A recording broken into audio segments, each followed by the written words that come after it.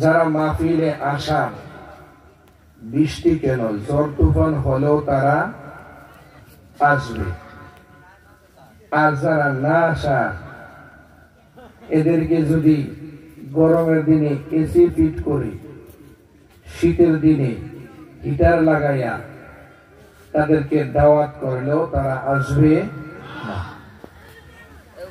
গোয়ার ভাঙ্গার মুসলমান, ওয়াজ বুঝার জিনিস, বুঝতে হলে ওয়াজ শুনতে হয়, না শুনলে বোঝা যায় না। শুধু শুনবেন কিন্তু বুঝবেন না, তাহলে আমলও করতে পারবেন না। ঠিক না জোরে কর।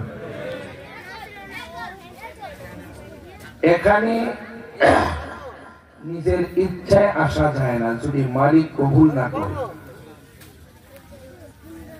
যেই বৃষ্টির রহমতের ফোঁটা